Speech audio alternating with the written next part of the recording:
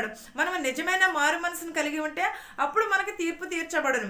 మనం తీర్పులోనికి వెళ్ళాలని అనుకున్నప్పుడు మనం ఇక్కడే కదా అన్ని ఇక్కడ మనం సరి చేసుకోవాలి. ఒకవేళ మనం ఎక్కడికైనా ఊరు వెళ్ళాలనుకుంటున్నాం, లేకపోతే ఒక ప్రదేశం వెళ్ళాలనుకుంటున్నాం. అలాంటప్పుడు మనం ఏం చేస్తాం, మనకు కావాల్సిన వసతులన్నీ కూడా తీసుకుని వెళతాము.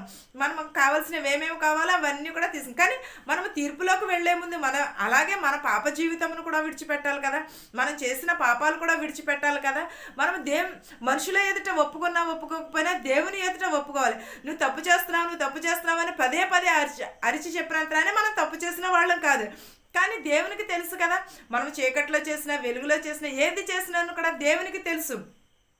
మనకి మనుషులకు చాటు మరుగైనది ఉన్నదేమో, దేవునికి చాటు మరుగైనది ఏది కూడా లేదు. దేవునికి సమస్తమును చూచుచున్నాడు, వెలుగును చూస్తున్నాడు, చీకటిలోని చేస్తున్నాడు, ప్రతి ఒక్కటి చూస్తున్నాడు.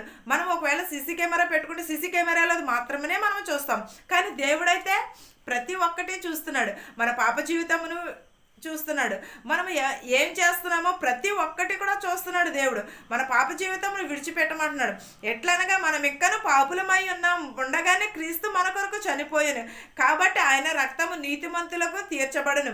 మరింత నిశ్చయంగా ఆయన ద్వారా ఆయన ఉగ్రత నుండి మనలను రక్షిస్తానని చెప్పుచున్నాడు. ఏలైనగా మనకి ఎంతోమంది శత్రువులు ఉంటారు, ఎంతోమంది మనల్ని ద్వేషించేవారే ఉంటారు. ఎట్లనగా శత్రువులమై ఉండగా ఆయన మన కుమారుణ్ణి మరణము ద్వారా మనము దేవునితో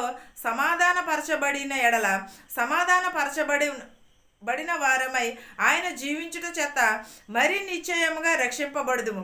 ఎలాగంటే